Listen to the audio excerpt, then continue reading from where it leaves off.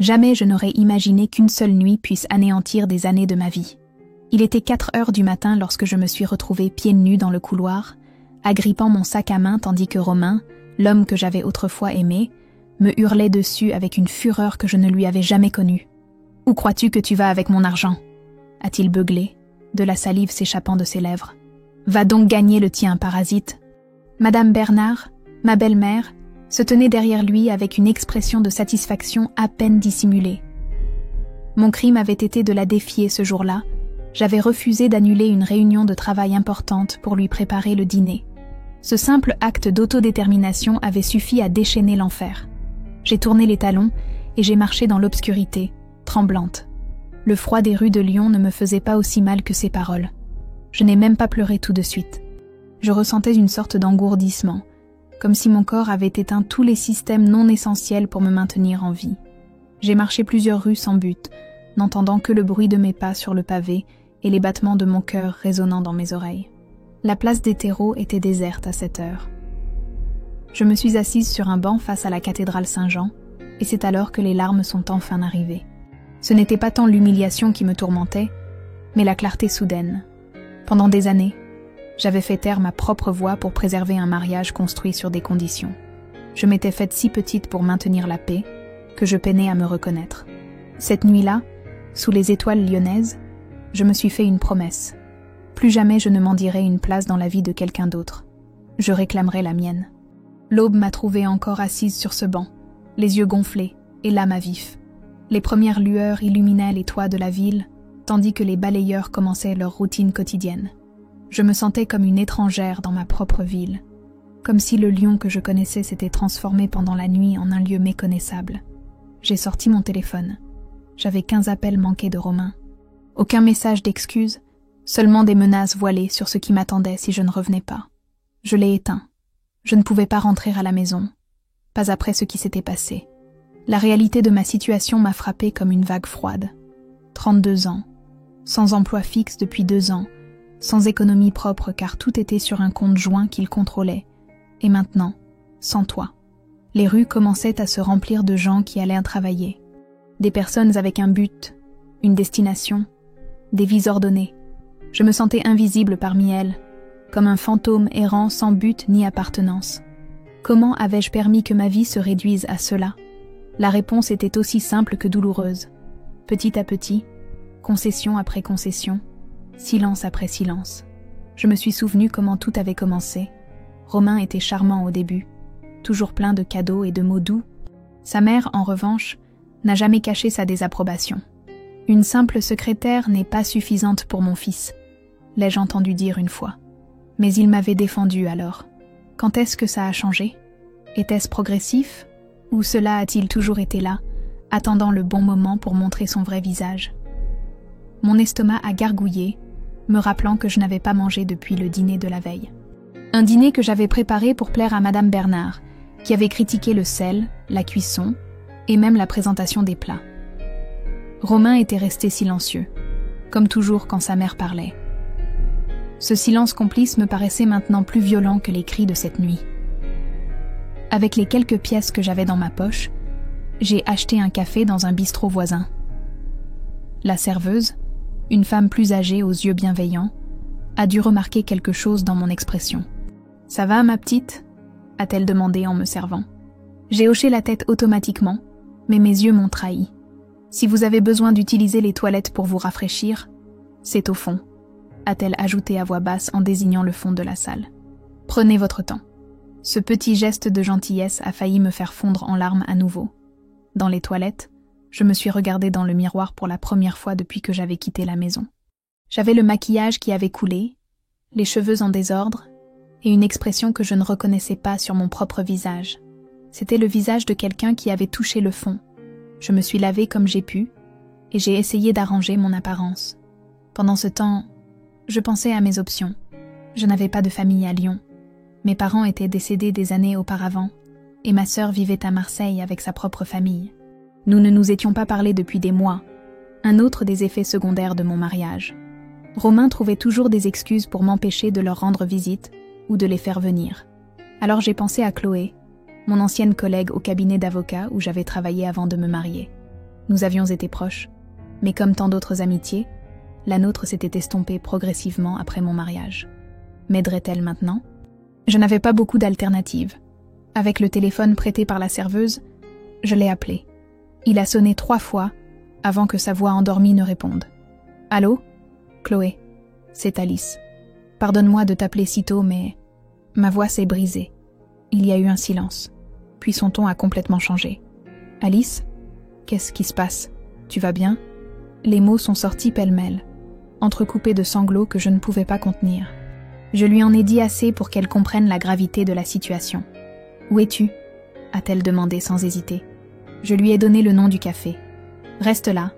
J'arrive. » Une demi-heure plus tard, Chloé a franchi la porte. Elle était exactement comme dans mon souvenir. Cheveux noirs, attachés en une queue de cheval improvisée, visage sans maquillage, et ce regard direct qui m'avait toujours un peu intimidée. Elle m'a serré dans ses bras sans un mot, et cette étreinte sincère a fait tomber les dernières défenses qu'il me restait. « On rentre à la maison », a-t-elle simplement dit. Dans le taxi vers son appartement, elle m'a raconté qu'elle avait quitté le cabinet il y a 1 an pour rejoindre une plus grande firme. Elle parlait avec naturel, comme si nous nous étions vus la semaine dernière, évitant les questions embarrassantes ou les regards de pitié. Je l'en ai remerciée en silence. Son appartement était petit mais accueillant, dans un vieil immeuble près des Halles Paul Bocuse. Elle m'a offert son canapé-lit et une douche chaude. « Reste aussi longtemps que tu en as besoin », a-t-elle dit en me donnant une serviette et des vêtements propres. J'ai toujours su qu'un jour tu quitterais cette maison. Sous l'eau chaude, j'ai laissé les larmes se mêler à l'eau. Ce n'étaient pas plus des larmes de désespoir, mais de quelque chose qui ressemblait à du soulagement, comme si un poids invisible avait été soulevé de mes épaules. Cette nuit-là, enveloppée dans des couvertures prêtées sur un canapé étranger, je me suis endormie avec une étrange sensation de légèreté. Pour la première fois depuis des années, je pouvais respirer sans avoir l'impression d'étouffer. Les jours suivants se sont déroulés dans un brouillard de démarches administratives et de cœurs brisés. Romain m'appelait constamment, alternant supplications et menaces. J'ai bloqué son numéro après le 3e jour. Madame Bernard a également joué son rôle, envoyant des messages par le biais de connaissances communes, assurant que j'avais abandonné le foyer sans raison, que son fils était anéanti, que je devrais reconsidérer mon coup de folie. La facilité avec laquelle il tentait de réécrire la réalité m'a laissé pantoise. Chloé s'est avérée être bien plus qu'un refuge temporaire. Elle est devenue mon ancre alors que je flottais à la dérive. Elle m'a accompagnée pour récupérer quelques-unes de mes affaires quand nous étions sûrs que Romain ne serait pas à la maison. Elle m'a aidé à trouver un petit studio à la Croix-Rousse que je pouvais me permettre, avec les quelques économies que j'avais mises de côté. « C'est temporaire », m'a-t-elle dit pendant que nous peignions ensemble les murs écaillés.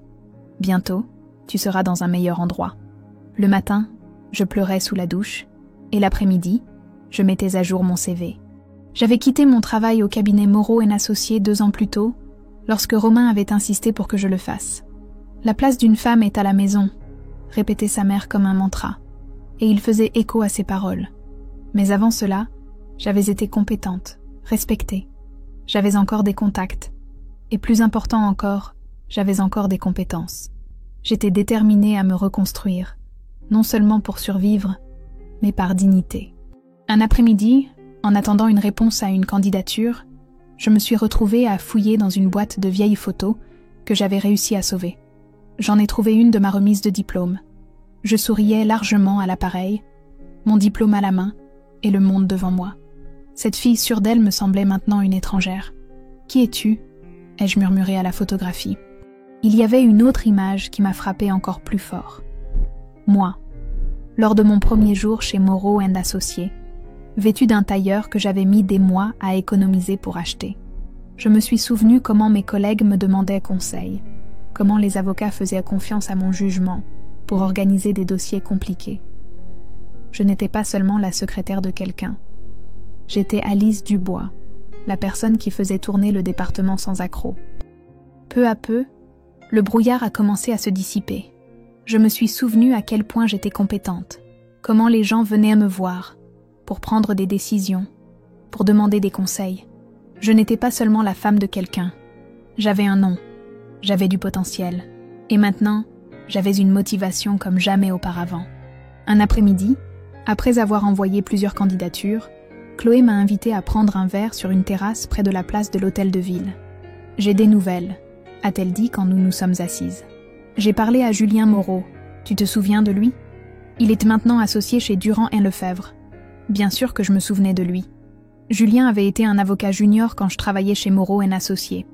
Toujours aimable, reconnaissant toujours le travail de chacun, quel que soit son poste. Son assistante est en congé maternité, a poursuivi Chloé.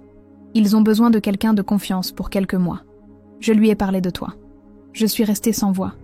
Durand & Lefebvre était l'un des cabinets les plus prestigieux de Lyon. Je ne sais pas si je suis prête, ai-je finalement avoué. Ça fait 2 ans et... Alice, m'a interrompu Chloé en prenant ma main sur la table. La femme que j'ai connue était capable d'organiser 10 dossiers simultanément sans sourciller. Cette femme est toujours là. Elle a juste besoin qu'on lui donne une chance. Cette nuit-là, en contemplant les lumières de la ville depuis mon petit balcon, j'ai pensé à qui j'étais vraiment. Étais-je l'épouse soumise que Romain et sa mère avaient façonnée ? Ou étais-je la professionnelle compétente que j'avais été autrefois ? Peut-être aucune des deux. Peut-être était-il temps de découvrir qui je pouvais devenir. Le soleil brillait de 1000 feux lorsque je suis entrée dans l'imposant bâtiment de Durand & Lefebvre pour mon entretien. Mon estomac était un nœud de nerfs, mais ma détermination était inébranlable. J'avais mis des vêtements prêtés par Chloé, j'avais lissé mes cheveux et répété mes réponses toute la nuit. « Sois toi-même », m'avait dit Chloé ce matin-là. La vraie toi, pas la version qu'il a créée. La réceptionniste m'a dirigée vers une salle de réunion au 8e étage. En attendant, j'ai observé la ville à travers les baies vitrées. Lyon s'étendait devant moi, belle et pleine de possibilités. Depuis combien de temps n'avais-je pas vu le monde de cette façon ? Julien est entré avec un sourire qui m'a instantanément rassurée. Il avait bien vieilli. Les tempes grisonnantes lui donnaient un air distingué. « Alice Dubois », a-t-il dit en me serrant fermement la main. « Ça fait longtemps. » L'entretien s'est déroulé naturellement. Nous avons parlé de mes responsabilités antérieures, des changements dans le secteur juridique, de mes attentes. Je n'ai pas mentionné directement pourquoi j'avais arrêté de travailler, mais quelque chose dans ma voix a dû laisser entendre que j'étais familière avec la reconstruction à partir de rien. « Je dois être honnête », a dit Julien vers la fin. « Le poste est temporaire, juste jusqu'au retour de Sophie de son congé. Mais si les choses se passent bien, il y a toujours des opportunités dans le cabinet. Temporaire, c'est bien, ai-je répondu avec une confiance qui m'a surprise. Parfois, le temporaire est exactement ce dont nous avons besoin pour nous redécouvrir. Julien m'a observé avec curiosité, comme s'il percevait les couches cachées dans mes paroles. « Vous commencez lundi ?» a-t-il finalement dit. Cet après-midi-là, j'ai marché dans les rues de Lyon, comme si je les voyais pour la première fois. Les couleurs semblaient en plus vives, les sons plus nets. Je me suis arrêtée sur la place des terreaux, le même endroit où j'avais pleuré cette nuit fatidique. Mais cette fois, je n'ai pas ressenti de désolation, mais une étrange paix. Dans mon petit studio, j'ai célébré avec un verre de vin bon marché et une assiette de pâtes. J'ai envoyé un message à Chloé pour lui annoncer la bonne nouvelle, et elle a répondu avec une avalanche d'émojis festifs. Elle a promis de venir samedi pour m'aider à choisir quoi porter pour mon premier jour.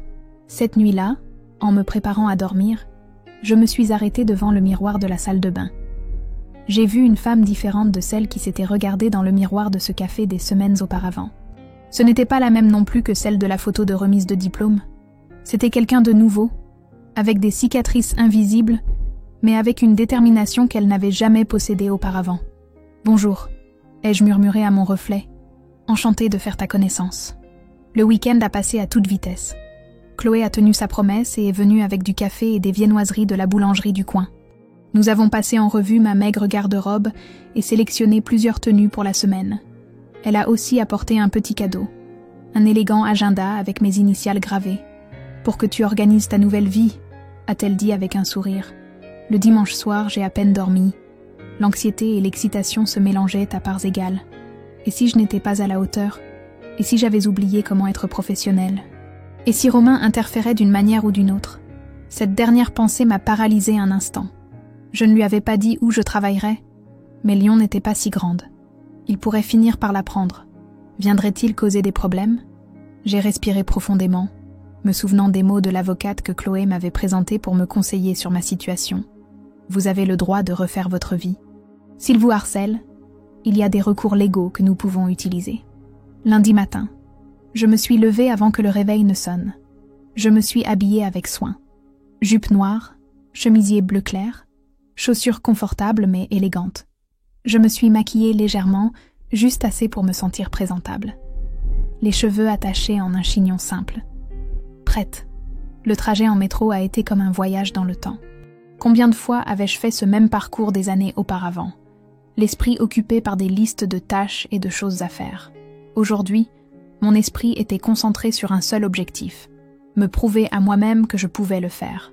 Quand les portes de l'ascenseur se sont ouvertes au 8e étage, j'ai ressenti une vague de déjà-vu mêlée à quelque chose de complètement nouveau. C'était comme rentrer à la maison après un long voyage, mais en sachant que vous n'êtes plus la même personne qui est partie.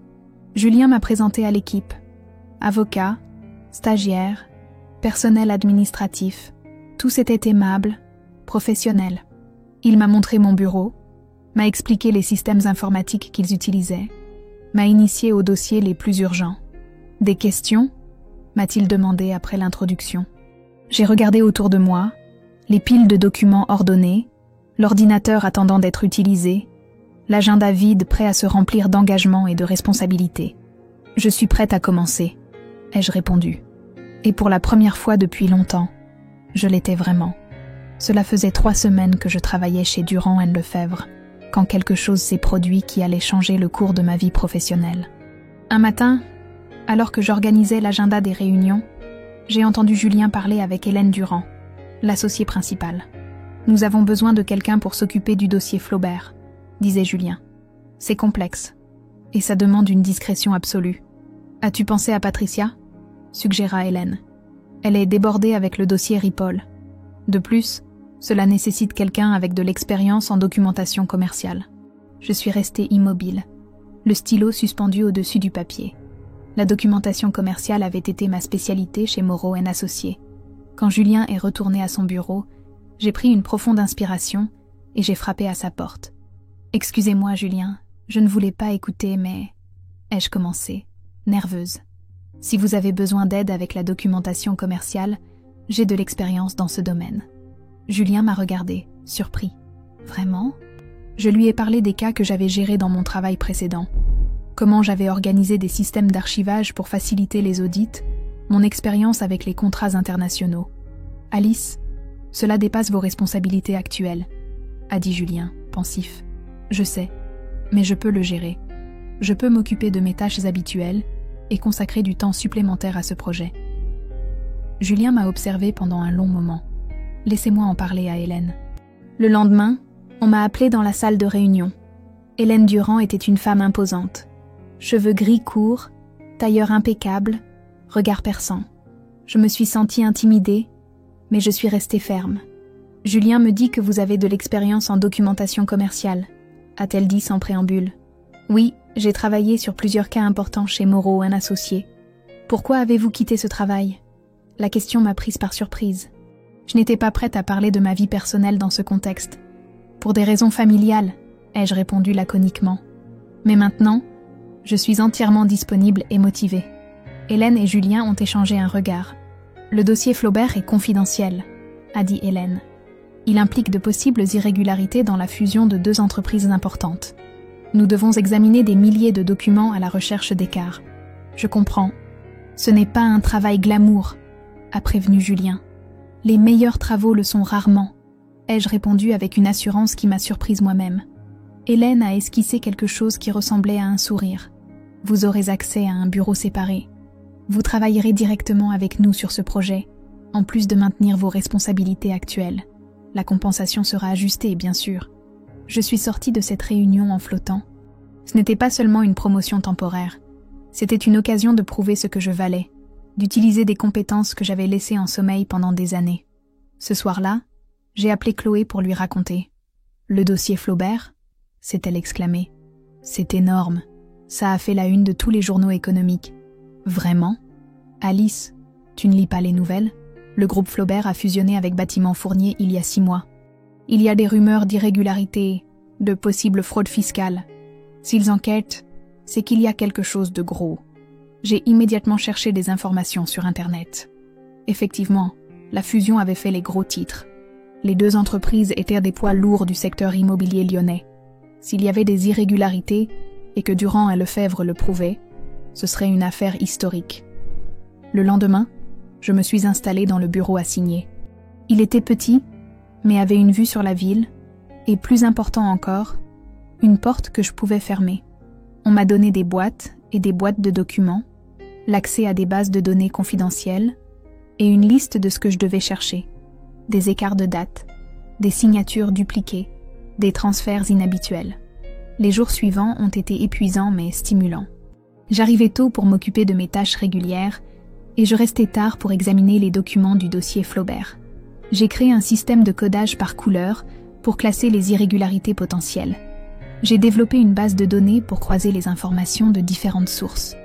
Une nuit, en examinant des états financiers, j'ai trouvé quelque chose. Un virement effectué 2 jours avant la signature officielle de l'accord, mais daté d'après. Ça pourrait être une erreur administrative, ou quelque chose de plus sinistre. J'ai marqué le document et j'ai continué à chercher. À ma surprise, j'ai trouvé 3 autres cas similaires. De l'argent déplacé avant que l'accord de fusion n'existe officiellement. Le lendemain, j'ai demandé à parler à Julien et Hélène. Je leur ai montré mes découvertes. Ça pourrait être la clé, a dit Hélène en examinant mes notes. Comment avez-vous trouvé ça ? J'ai croisé les dates de tous les virements avec les relevés bancaires et les documents officiels. Il y a au moins 7 écarts significatifs. Julien m'a regardé avec un mélange de surprise et d'admiration. Je passe en revue ces mêmes documents depuis 3 jours et je ne l'avais pas vu. Parfois, il faut un regard neuf, ai-je répondu.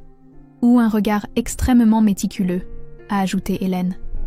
Bon travail, Alice. Très bon travail. Ce week-end-là, pour la première fois depuis que j'avais quitté Romain, je me suis permis un petit luxe. J'ai acheté une plante pour mon appartement et j'ai dîné dans un restaurant au lieu de cuisiner. C'était une célébration silencieuse d'un accomplissement que personne d'autre que moi ne comprenait pleinement. Je récupérais non seulement mon indépendance économique, mais aussi ma valeur. Le lundi suivant, le cabinet était en ébullition. Mes découvertes avaient déclenché une enquête plus approfondie, et maintenant plusieurs avocats étaient impliqués. Hélène m'a demandé de coordonner la documentation, en m'assurant que tout était correctement organisé pour le moment où il présenterait l'affaire. Le présenter où ? Ai-je demandé. Au juge d'instruction, a répondu Hélène. Ce n'est plus seulement un audit interne, Alice. C'est une affaire de fraude potentielle. J'en ai eu le souffle coupé. Ce qui avait commencé comme une tâche administrative s'était transformé en quelque chose de beaucoup plus grand. Quelque chose qui pourrait avoir des répercussions réelles. J'ai besoin que vous prépariez tous les documents pour mercredi, a poursuivi Hélène. Vous serez présente à la réunion avec le procureur. Votre connaissance des détails sera inestimable. Moi ? Mais je ne suis qu'une assistante temporaire. Hélène m'a regardé fixement. Vous êtes la personne qui a révélé cela. Et d'après ce que j'ai vu, vous êtes bien plus qu'une simple assistante. Les 2 jours suivants se sont déroulés dans un tourbillon d'activités. J'ai à peine dormi, m'assurant que chaque document était en ordre, chaque irrégularité clairement signalée, chaque preuve étayée par de multiples sources. Le mercredi matin, je me suis habillée avec un soin particulier, un tailleur bleu marine que j'avais acheté avec mon premier salaire chez Durand et Lefebvre, les cheveux attachés en un chignon professionnel, un maquillage subtil mais soigné. Je voulais avoir l'air et me sentir à la hauteur de la situation. La réunion avec le procureur fut intense. J'ai été surprise quand Hélène m'a cédé la parole pour expliquer comment j'avais découvert les irrégularités. J'ai parlé avec clarté, en signalant sur les documents les points clés, en expliquant la chronologie des virements suspects. Le procureur, un homme d'âge mûr avec des lunettes à monture épaisse, m'écoutait attentivement en prenant des notes. « Travail impressionnant », a-t-il dit quand j'ai eu fini. « Depuis combien de temps êtes-vous dans l'enquête criminelle, madame ?»« Dubois », ai-je répondu. « Et je ne suis pas dans le criminel. Je suis assistante administrative. » Le procureur a regardé Hélène avec surprise. « Madame Dubois a un talent particulier pour voir ce que d'autres ne voient pas, » a expliqué Hélène. « Et, si je ne me trompe, une licence en droit non exercée. » J'ai rougi. J'avais mentionné mes études dans mon CV, mais je n'aurais jamais pensé qu'il s'en souviendrait. J'avais obtenu mon diplôme juste avant de connaître Romain, mais je n'avais jamais exercé. Un autre rêve que j'avais mis de côté. En sortant de la réunion, Julien m'a arrêté dans le couloir. « Vous avez 1 minute ?» a-t-il demandé en me guidant vers son bureau. Une fois à l'intérieur, il a fermé la porte et s'est assis sur le bord de son bureau. « Ce que vous avez fait est exceptionnel, Alice. Non seulement vous avez trouvé des preuves clés, mais vous les avez présentées de manière impeccable. Merci, ai-je répondu, ne sachant que dire d'autre. Sophie, notre assistante en congé, a décidé de ne pas revenir. Elle déménage à Barcelone avec son conjoint. Mon cœur a fait un bond. Est-ce que cela signifiait que mon poste temporaire touchait à sa fin ? Nous avons besoin de quelqu'un de permanent, a poursuivi Julien. Mais en plus, nous envisageons de créer un nouveau poste, assistant juridique pour les cas spéciaux. Quelqu'un avec le sens du détail, une formation juridique et une expérience administrative. Je suis restée sans voix. Évidemment, le salaire serait considérablement plus élevé, et il y aurait des possibilités de croissance au sein du cabinet. Je ne sais pas quoi dire. Dites que vous allez y réfléchir, a souri Julien. Vous avez jusqu'à vendredi pour décider. Cet après-midi-là, en quittant le travail, j'ai marché sans but dans la ville. Le soleil de printemps illuminait les façades des bâtiments, leur donnant un éclat doré. Je me suis assise sur un banc, dans le parc de la Tête d'Or, observant les gens passer. Des couples main dans la main, des enfants qui courent, des personnes âgées se promenant tranquillement. Il y a à peine un mois, j'étais une femme brisée assise sur un banc de place, sans argent, sans but, sans espoir. Maintenant, on m'offrait un poste permanent, avec des responsabilités et de la reconnaissance, dans l'un des meilleurs cabinets de la ville. Je n'avais pas besoin d'attendre jusqu'à vendredi pour décider. La réponse était évidente. J'ai sorti mon téléphone et j'ai écrit à Chloé. « Dîner ce soir. J'ai des nouvelles incroyables. » En attendant sa réponse, j'ai regardé le ciel bleu de Lyon et pour la première fois depuis longtemps, j'ai senti que l'avenir n'était pas quelque chose à craindre, mais quelque chose à accueillir à bras ouverts. Cela faisait 2 mois que je travaillais chez Durand-Lefebvre lorsque mon passé et mon présent sont entrés en collision de la manière la plus inattendue. La matinée a commencé comme n'importe quelle autre. Je suis arrivée tôt, j'ai préparé le café pour l'équipe et j'ai vérifié l'agenda du jour. Hélène m'avait assigné un nouveau dossier lié au droit commercial, un audit de conformité réglementaire pour une entreprise de construction. Ma vie commençait à avoir une routine agréable, un rythme prévisible qui me réconfortait après le chaos. Alice m'a appelé Julien de son bureau. Nous avons un problème avec Bâtiment Bernard. Ils ont détecté des incohérences dans leurs documents de conformité et enverront un représentant cet après-midi. Pouvez-vous coordonner la réception et préparer la salle de réunion ? J'ai senti mon estomac se contracter. Bâtiment Bernard, ce ne pouvait pas être. Romain y travaillait comme directeur financier adjoint. Serait-il possible que...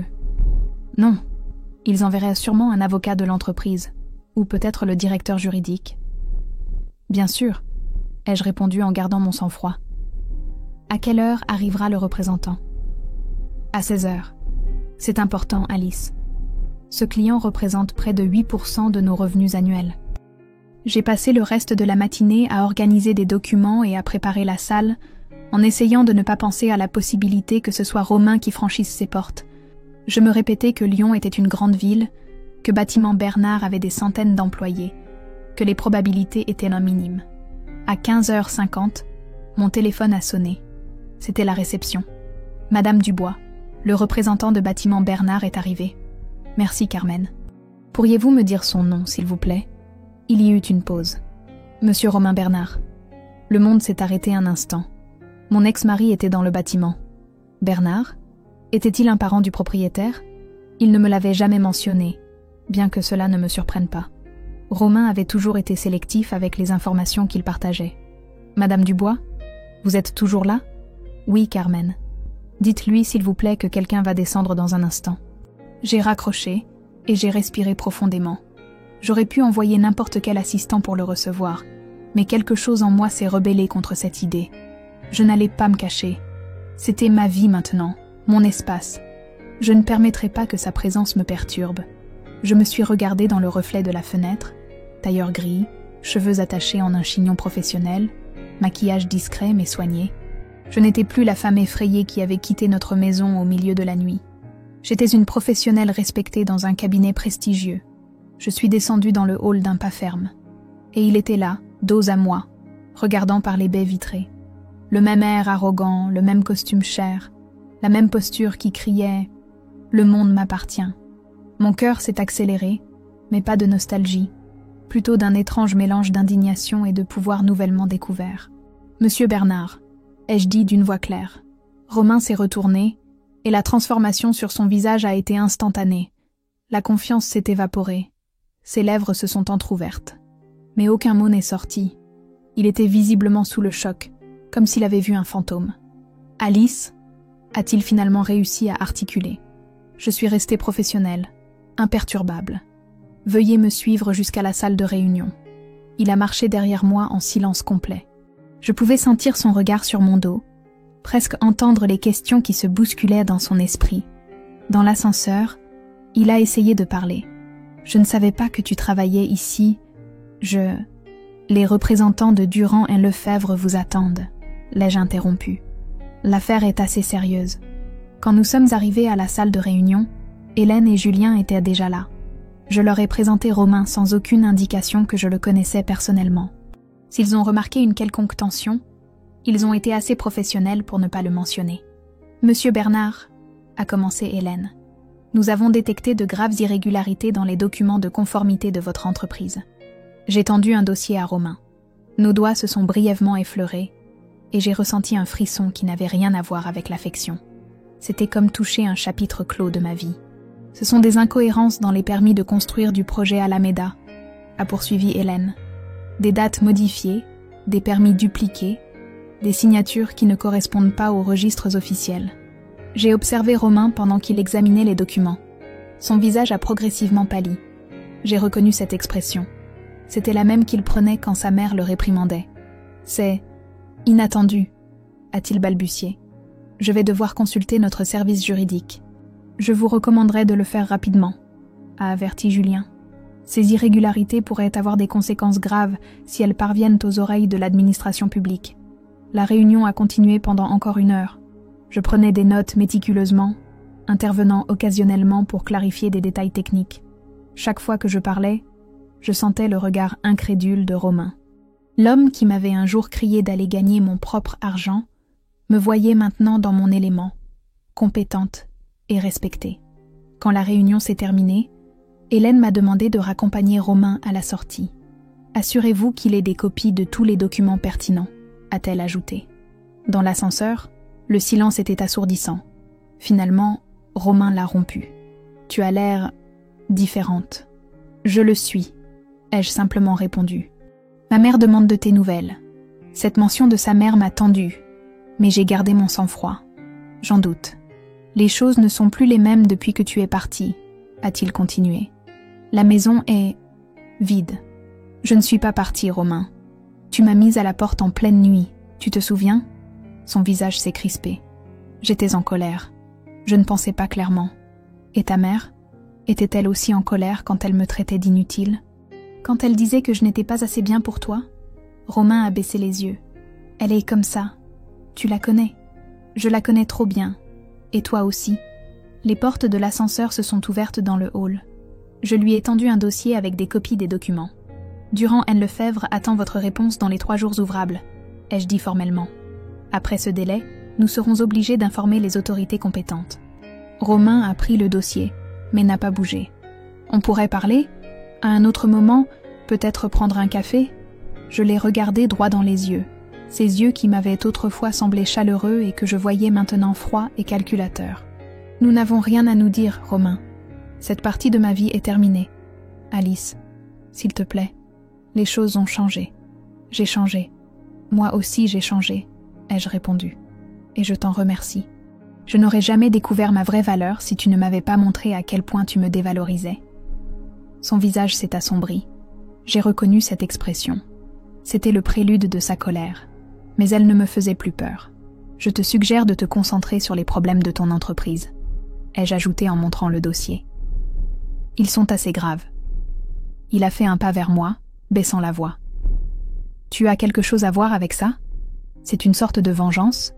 Je me suis permis un petit sourire. Tout ne tourne pas autour de toi, Romain.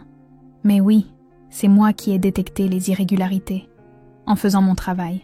Celui que, selon toi et ta mère, j'étais incapable de faire. Il est resté sans voix. Pour la première fois depuis que je le connaissais, Romain Bernard n'avait pas de réponse toute prête. Bonne journée, ai-je conclu en me tournant pour retourner aux ascenseurs. Ce n'est pas fini, l'ai-je entendu murmurer. Je me suis arrêtée et me suis retournée lentement. Tu te trompes, ça s'est terminé il y a 2 mois, dans ce couloir de notre maison. Sauf que tu ne le savais pas encore. Je suis retournée à mon bureau avec une étrange sensation de légèreté. J'avais affronté ma plus grande peur, le revoir, et j'en étais sortie victorieuse. Non pas parce que je l'avais humilié ou que son entreprise était en difficulté, mais parce que j'étais restée fidèle à moi-même, à la femme que je redécouvrais. Hélène m'a appelée dans son bureau 1 heure plus tard. « Monsieur Bernard semblait assez affecté en partant », a-t-elle commenté. « Tout va bien ?» Pendant un instant, j'ai envisagé de garder ma vie personnelle privée, mais Hélène méritait de savoir la vérité. « Romain Bernard est mon ex-mari », ai-je avoué. « Nous nous sommes séparés il y a 2 mois. » Hélène a hoché lentement la tête. « Je vois. Pensez-vous que cela affectera votre capacité à travailler sur ce dossier ? Absolument pas. En fait, je pense que cela me motive à être encore plus méticuleuse. » Un léger sourire est apparu sur le visage habituellement sérieux d'Hélène. C'est ce que j'espérais entendre. Mais si à un moment donné vous sentez que c'est trop, je veux que vous me le disiez. Votre bien-être est important pour ce cabinet. Je suis sortie de son bureau avec une nouvelle certitude. Je n'avais pas seulement trouvé un travail. J'avais trouvé un endroit où on me valorisait, où ma voix comptait. Ce soir-là, de retour dans mon petit appartement, je me suis servi un verre de vin et je suis sortie sur le balcon. Les lumières de Lyon scintillaient sous le ciel étoilé. J'ai pensé au visage de Romain en me voyant, à sa surprise, à sa tentative de reprendre le contrôle. Et j'ai pensé à mon propre calme, à ma force nouvellement découverte. Santé, ai-je trinqué à l'air nocturne, aux fins qui sont en réalité des débuts. Les jours qui ont suivi la rencontre avec Romain ont été étrangement calmes. Je m'attendais à des représailles, à une tentative de contact, mais il n'y a rien eu. Bâtiment. Bernard a répondu formellement aux demandes de Durand et Lefebvre par l'intermédiaire de son service juridique, sans mentionner Romain. C'était comme si notre rencontre n'avait jamais eu lieu. Un après-midi, en sortant du travail, je l'ai vu. Il était appuyé contre une voiture noire en face de l'immeuble, m'attendant clairement. Mon premier instinct a été de faire demi-tour et d'utiliser une autre sortie. Mais je me suis arrêtée. Je n'allais pas me cacher. Pas encore une fois. « Alice », a-t-il dit quand je me suis approchée. Sa voix a un étrange équilibre entre autorité et supplication. « Il faut qu'on parle. Nous n'avons rien à nous dire. Romain, c'est à propos de la maison, de nos affaires. » Je me suis arrêtée. J'avais laissé presque toutes mes affaires derrière moi cette nuit-là, n'emportant que l'essentiel. Des livres que je chérissais, des souvenirs de mes parents, des photographies de mon enfance, des choses qui ne pouvaient pas être remplacées. Qu'est-ce qu'il y a avec elles ? Je les ai mises de côté, dans des cartons. Ma mère voulait... Enfin, peu importe ce qu'elle voulait. Elles sont à toi et tu devrais les avoir. Je les regardais avec méfiance. Était-ce un piège ? Une tentative de m'attirer à nouveau sur son terrain ? Tu peux les envoyer à mon travail, ai-je finalement répondu. Il y en a trop, et certaines sont fragiles. J'ai pris une profonde inspiration. Que proposes-tu alors ? Je pourrais les amener chez toi, si tu me donnes l'adresse. Pas question. Ou on pourrait se retrouver quelque part, un lieu public. J'ai considéré mes options. Je voulais vraiment récupérer ces choses. C'était des parties de moi que j'avais laissées derrière, des morceaux de mon histoire qui m'appartenaient. Le café Lumière, à côté des Halles, ai-je finalement dit. Demain à 18h. N'apporte que ce que tu peux porter toi-même. Je viendrai avec la voiture. Je peux tout apporter. Un carton, Romain. Si ça se passe bien, on organisera une autre livraison pour le reste.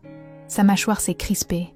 J'ai vu comment il luttait contre son impulsion de contrôler la situation, d'imposer ses conditions. Finalement, il a hoché la tête. Comme tu voudras. Je me suis éloignée sans dire au revoir, avec un étrange mélange d'anxiété et de pouvoir. J'avais posé mes conditions et il les avait acceptées. C'était un petit triomphe, mais significatif. Cette nuit-là, j'ai à peine dormi. Je craignais que Romain ne vienne pas seul, qu'il amène sa mère, ou qu'il essaie de me manipuler d'une manière ou d'une autre. Chloé m'avait prévenue d'être prudente. Les hommes comme lui n'acceptent pas facilement de perdre le contrôle, m'a-t-elle dit quand je l'ai appelé pour lui raconter. Tu veux que je vienne avec toi ? Non, c'est quelque chose que je dois faire seule, ai-je répondu. bien qu'une partie de moi aurait apprécié sa présence. Le lendemain s'est déroulé avec une lenteur angoissante. J'ai vérifié des documents, assisté à des réunions, répondu à des emails, le tout en pilote automatique. Quand l'horloge a sonné 17 heures, j'ai dit au revoir à mes collègues et j'ai marché vers les halles, l'estomac noué par la nervosité. Le Café Lumière était un endroit accueillant, avec de grandes fenêtres donnant sur la rue et toujours plein de monde à cette heure. Je me suis assise à une table d'où je pouvais voir l'entrée, mais aussi la sortie arrière, au cas où j'aurais besoin d'une issue de secours rapide. Je me suis sentie stupide de penser ainsi, mais des années de mariage avec Romain m'avaient appris à être toujours sur mes gardes. À 18 heures précises, je l'ai vu entrer, portant un carton. Il était seul. Il m'a cherché du regard, et quand il m'a vu, il s'est dirigé directement vers ma table. « Salut », a-t-il dit en posant le carton par terre à côté de moi. « Salut », ai-je répondu en lui indiquant de s'asseoir. Un serveur s'est approché, et Romain a commandé un café noir. J'avais déjà un thé devant moi, presque intact. « Comment vas-tu » a-t-il demandé quand le serveur est parti. « Bien, très bien en fait. Ça se voit, tu es radieuse. » J'ai laissé passer le compliment. « Qu'y a-t-il dans le carton ? Tes livres de l'université, les albums photos de tes parents, cette collection de vieilles cartes postales que tu gardais, quelques bijoux que tu as laissés sur la coiffeuse. Un nœud s'est formé dans ma gorge. Ces albums contenaient les seules photos que j'avais de mes parents. J'avais été dévastée à l'idée de ne jamais les récupérer. « Merci », ai-je dit sincèrement. « Ce n'est rien. C'est le moins que je puisse faire. » Il y eut un silence gênant. Romain jouait avec sa tasse de café, visiblement nerveux. C'était étrange de le voir ainsi. Il avait toujours été si sûr de lui, si dominant. « Ma mère voulait tout jeter », a-t-il finalement dit. Mais je ne l'ai pas laissé faire. Ça ne me surprend pas. Elle est compliquée. Non, Romain. Un mot croisé est compliqué. Ta mère est contrôlante et manipulatrice. Et tu l'as laissée me traiter comme une servante pendant des années. Il s'est agité sur sa chaise, mal à l'aise. Ce n'était pas comme ça. Ah non ? Tu te souviens quand elle a annulé nos réservations d'anniversaire parce qu'elle voulait qu'on l'emmène à son contrôle médical ? Un contrôle qu'elle aurait pu programmer n'importe quel autre jour. Elle s'inquiétait pour ses résultats. Et quand elle a accidentellement renversé du café sur la robe que j'allais mettre pour le dîner avec mes anciens collègues.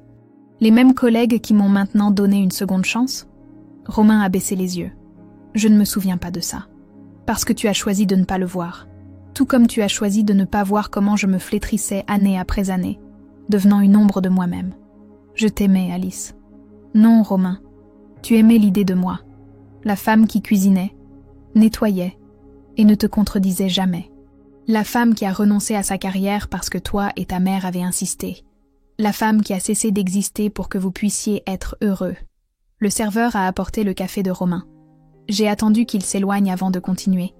Sais-tu ce que ta mère m'a dit la veille du jour où tu m'as mise à la porte ? Que je devrais être reconnaissante qu'un homme comme toi se soit intéressé à moi. Que sans toi, je ne serais rien. Romain a pâli. Je ne savais pas qu'elle t'avait dit ça. Il y a beaucoup de choses que tu ne sais pas, Romain. Tu ne sais pas ce que je ressentais chaque fois que ta mère critiquait ma cuisine et que tu restais silencieux. Tu ne sais pas ce que c'était de se réveiller chaque matin en me demandant ce que j'avais fait de mal, ce que je pouvais faire de mieux pour vous plaire. Tu ne sais pas ce que c'est de perdre ton identité morceau par morceau jusqu'à ne plus reconnaître la personne dans le miroir. J'ai été surprise de la calme de ma voix. Il n'y avait pas de rage, juste une triste clarté. Ce n'était pas la vengeance que je cherchais, c'était la compréhension. Peut-être pas la sienne, mais au moins la mienne. Je suis désolée, a-t-il finalement dit.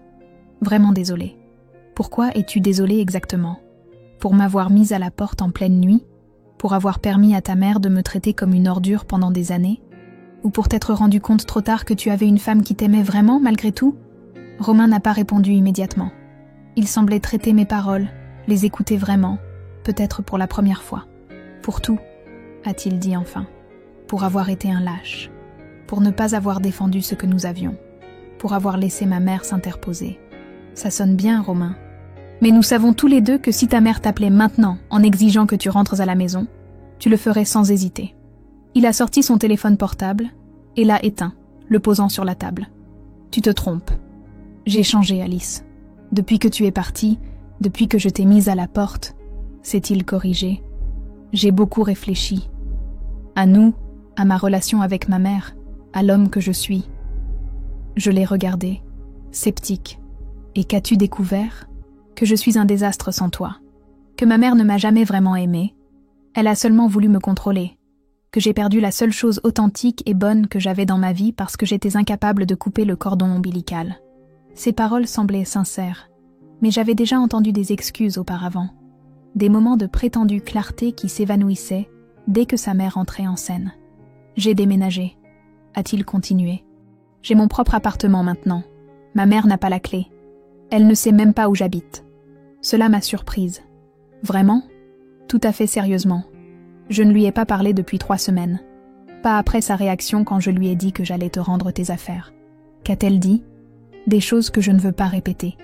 Des choses horribles sur toi. Et pour la première fois, au lieu de me taire, je lui ai dit qu'elle avait tort.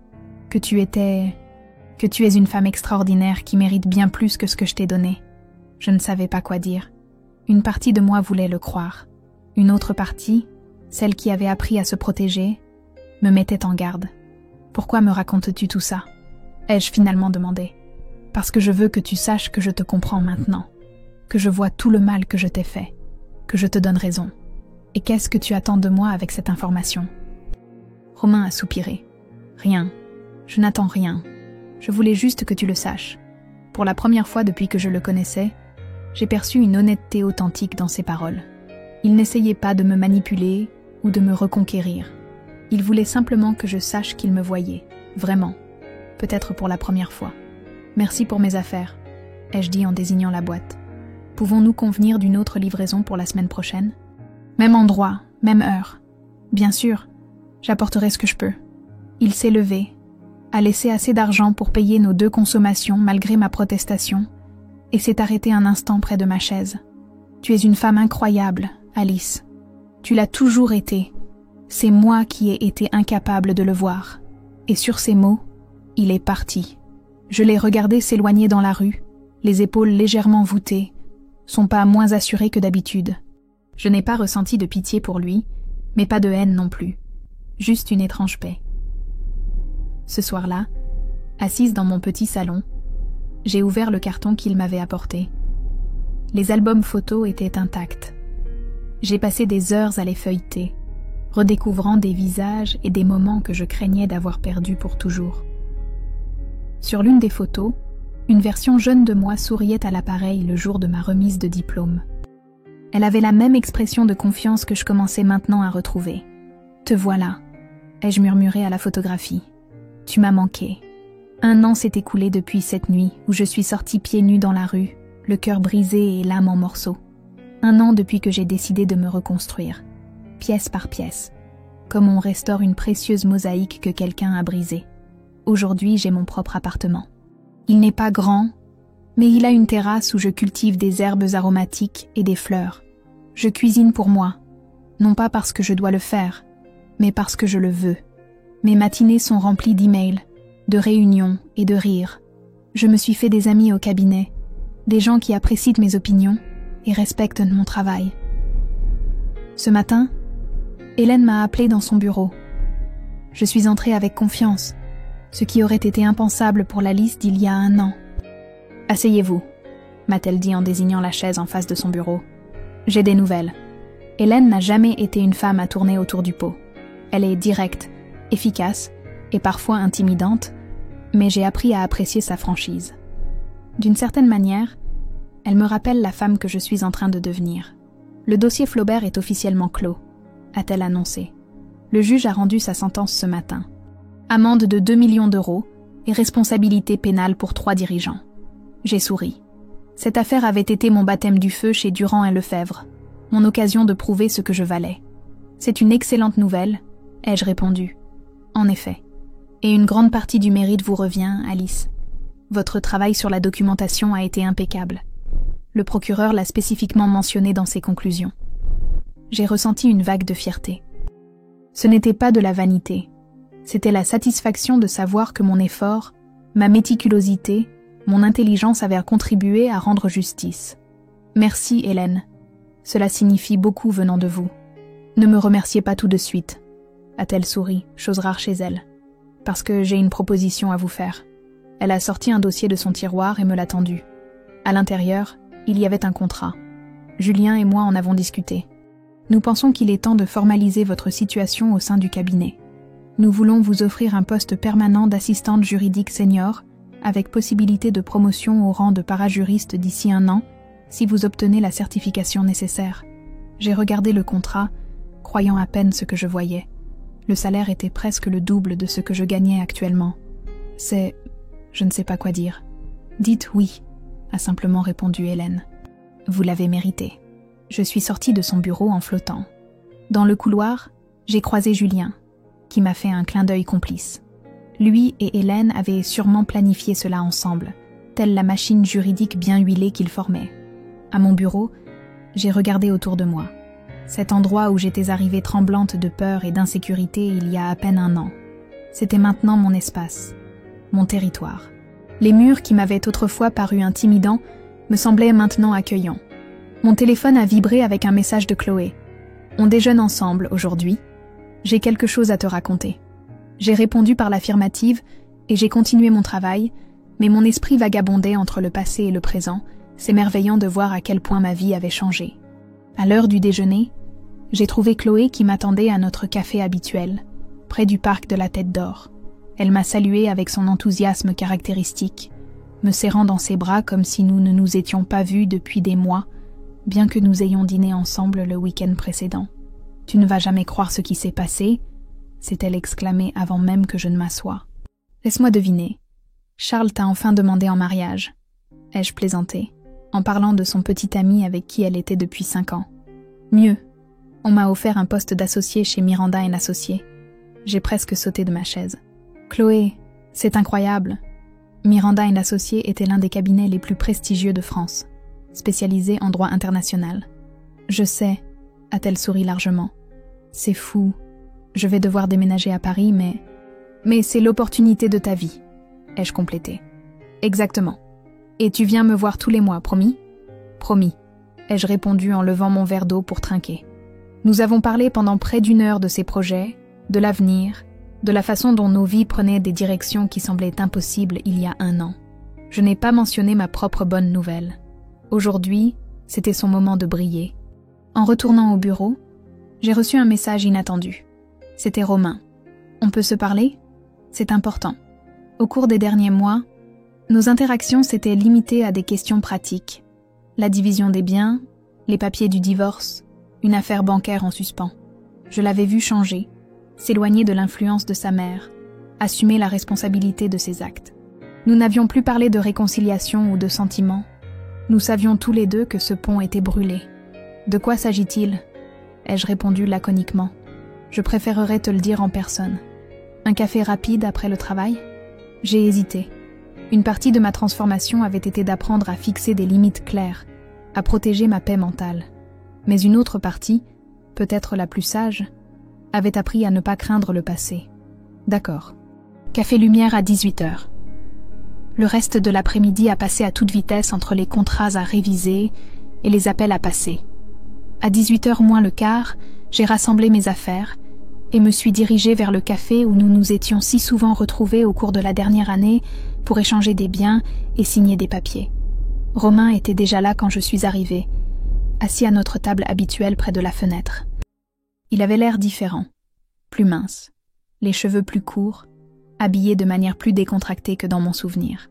Il s'est levé quand il m'a vue. « Merci d'être venu », a-t-il dit en m'offrant un siège. « De quoi voulais-tu parler ?» ai-je demandé après avoir commandé un thé. « Je quitte Lyon », a-t-il annoncé sans préambule. « On m'a offert un poste à Barcelone, directeur financier d'une entreprise technologique. Félicitations », ai-je répondu sincèrement. « C'est un grand pas. » « Oui, et je pense que c'est ce dont j'ai besoin. Un nouveau départ, loin de... tout. » J'ai compris ce qu'il ne disait pas. Loin de sa mère, loin des souvenirs, loin de l'ombre de notre mariage raté. « Tu t'en sortiras bien, » ai-je dit. « Tu es bon dans ce que tu fais. Je voulais te le dire personnellement. Et aussi, te remercier. Cela m'a surprise. » « Me remercier ? Pourquoi ? Pour être parti, a-t-il dit simplement. Pour avoir eu le courage de faire ce que je n'ai pas pu faire pendant des années, affronter la situation, refuser de continuer à vivre un mensonge. C'était la meilleure chose que tu pouvais faire, non seulement pour toi, mais aussi pour moi. Je suis restée sans voix. De toutes les choses que je m'attendais à entendre, c'était la dernière. Notre séparation m'a forcée à me regarder dans le miroir, a-t-il poursuivi. À voir l'homme faible que j'étais devenu, le fils soumis, le mari absent. Je n'ai pas aimé ce que j'ai vu, Alice, et j'ai décidé de changer ça. Je suis contente pour toi, Romain, vraiment. Ma mère ne sait pas que je pars, a-t-il ajouté avec un petit sourire. Elle l'apprendra quand je serai déjà installée à Barcelone. Je n'ai pas pu m'empêcher de sourire aussi. C'était un acte de rébellion que l'ancien Romain n'aurait jamais envisagé. Ce sera un choc pour elle. Elle s'en remettra. Ou pas. Son bonheur n'est plus ma responsabilité. Ces mots ont résonné profondément en moi. Pendant des années, j'avais assumé la responsabilité du bonheur de Romain, de sa mère, de tout le monde, sauf de moi-même. « Quand pars-tu » ai-je demandé. « Vendredi prochain. J'ai déjà un appartement là-bas, meublé. Il est petit, mais il a une terrasse avec vue sur la mer. Ça a l'air parfait. » Il y eut un silence, non pas gênant, mais réfléchi. Deux personnes contemplant la fin d'un chapitre et le début de nouveau. « Et toi » a-t-il finalement demandé. « Comment vas-tu ?»« Bien, » ai-je répondu. « Très bien, en fait. On m'a offert un poste permanent au cabinet aujourd'hui. Ça ne me surprend pas. Tu as toujours été brillante. J'ai juste été trop idiot pour le voir. Sa franchise m'a touchée. Nous commettons tous des erreurs, Romain. Hicham, certaines plus coûteuses que d'autres, a-t-il répondu avec un sourire triste. Quand nous nous sommes dit au revoir à la porte du café, il n'y a pas eu d'accolade ni de promesse de rester en contact. Juste deux adultes reconnaissant le chemin parcouru et se souhaitant le meilleur pour l'avenir. Bonne chance à Barcelone, ai-je dit. Bonne chance dans ton nouveau poste, a-t-il répondu. Bien que tu n'en aies pas besoin. Tu as toujours su exactement ce que tu faisais. Je l'ai regardé s'éloigner dans la rue. Un homme différent de celui qui m'avait hurlé dessus cette nuit fatidique. Et moi, une femme complètement différente de celle qui était sortie en tremblant dans l'obscurité. Ce soir-là, de retour dans mon appartement, j'ai regardé mon reflet dans le miroir de la salle de bain. J'ai vu de nouvelles rides autour de mes yeux, mais aussi une lumière qui n'y était pas avant. Une force, une clarté. Je suis sortie sur la terrasse avec un verre de vin et j'ai contemplé le coucher de soleil sur Lyon. Les toits orangés, les silhouettes des arbres contre le ciel violet, le brouhaha lointain d'une ville qui ne dort jamais. Parfois, je pense à cette nuit-là, le silence, la rage, le point de rupture. Mais maintenant, je ne le vois pas comme la fin de quelque chose, mais comme le début. J'ai dû tout perdre pour me trouver. Et en le perdant lui, j'ai gagné la chose la plus importante que j'aurai jamais, ma voix. Demain serait un autre jour. Un jour pour continuer à construire cette nouvelle vie que j'avais créée à partir de zéro. Un jour pour continuer à découvrir la femme que j'étais toujours destinée à être. Une femme forte, une femme libre, une femme qui ne permettrait plus jamais à personne de la faire se sentir petite. À ma santé, ai-je trinqué en solitaire, levant mon verre au ciel étoilé. À la femme que j'étais, à la femme que je suis, et à la femme que je suis encore en train de découvrir. La brise nocturne a caressé mon visage comme une bénédiction silencieuse. Et pour la première fois depuis très longtemps, j'ai senti que j'étais exactement là où je devais être. Pas dans la maison de quelqu'un d'autre, pas dans la vie de quelqu'un d'autre, mais dans la mienne. Une vie qui ne faisait que commencer, pleine de possibilités, de défis, de joie et surtout de liberté. J'ai regardé les étoiles au-dessus de Lyon et j'ai souri. La femme qui avait un jour pleuré sur un banc de place à 4 heures du matin avait disparu.